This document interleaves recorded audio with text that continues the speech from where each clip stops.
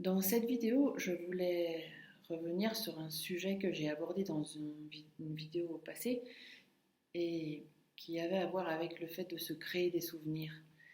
Et, et je voulais vous partager une analogie qui m'est venue pour expliquer pourquoi et en quoi ça peut être si important ou si ça a tant de potentiel le fait de se créer des souvenirs. Et, et en fait, l'analogie qui m'est venue, c'est celle d'un film. Dans un film, en fait, on a l'impression qu'on perçoit des choses qui sont continues, euh, parce que les images qu'on perçoit, ce sont en réalité, et le mouvement qu'on perçoit, c'est en réalité des photos mises l'une après l'autre, qui, comme elles vont à une certaine vitesse, nous donnent la sensation d'un flux continu d'images qui ont un sens. Mais en réalité, si on regarde ou si on ralentit le film, on se rend compte que ce sont des photos, qu'on pourrait dire des moments figés qui nous font percevoir ce qu'on perçoit du film. Et si on s'intéresse aux personnages ou aux héros de l'histoire, probablement que le réalisateur qui a envie de nous faire percevoir certaines particularités ou caractéristiques du héros va nous faire voir certains moments de sa vie où nous sommes témoins de ces caractéristiques dans la vie du personnage. Donc finalement, le réalisateur va figer des moments de la vie du héros pour qu'on puisse percevoir ce héros avec certaines caractéristiques. Euh, et donc, par exemple, s'il veut nous faire percevoir le héros comme un personnage intègre, honnête et tout ça, eh bien, c'est ça qu'on va voir dans les séquences qui sont proposées.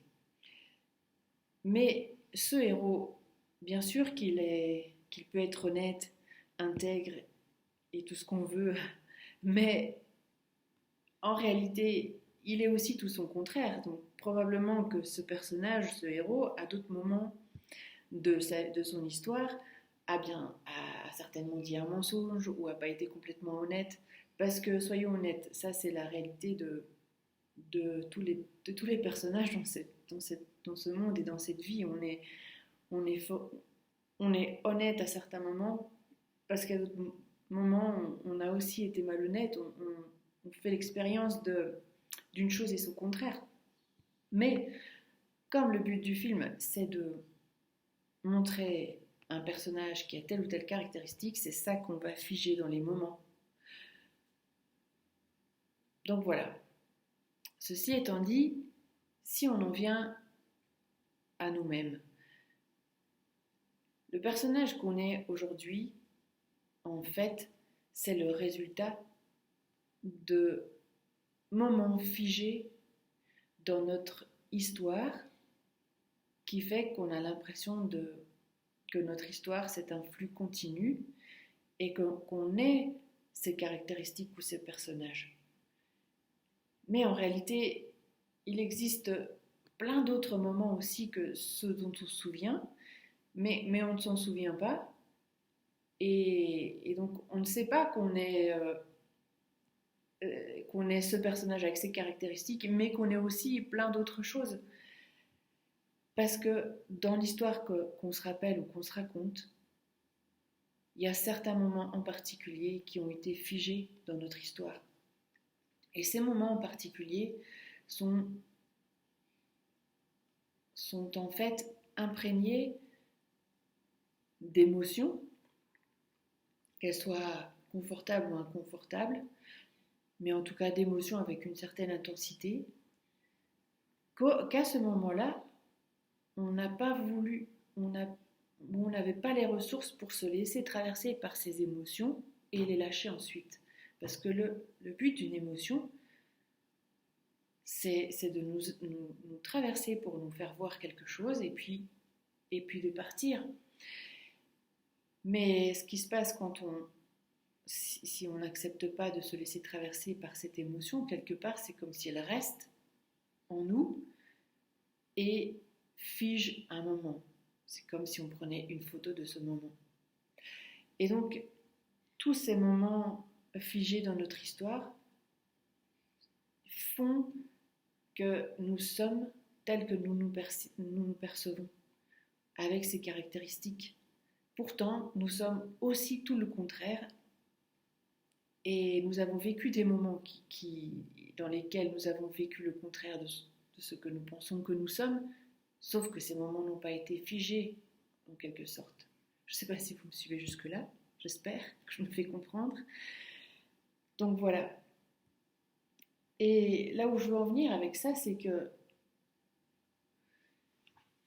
finalement, avec ces moments figés dans notre histoire, quelque part, comme je le disais, ces moments figés nous font être la personne avec certaines caractéristiques que nous pensons être. Et au jour d'aujourd'hui, ça veut dire que je continue à agir en fonction de ce que je crois que je suis, que j'ai défini par ces moments qui sont figés dans ma mémoire, consciemment ou inconsciemment.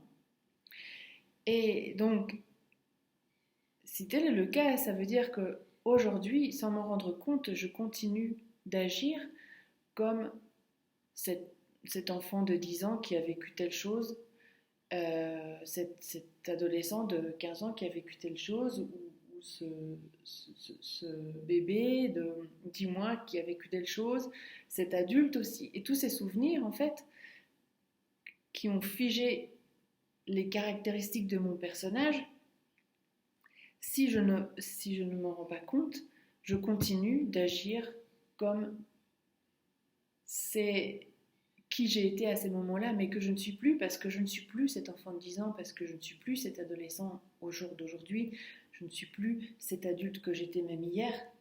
Au jour d'aujourd'hui, je ne suis plus ça. Et,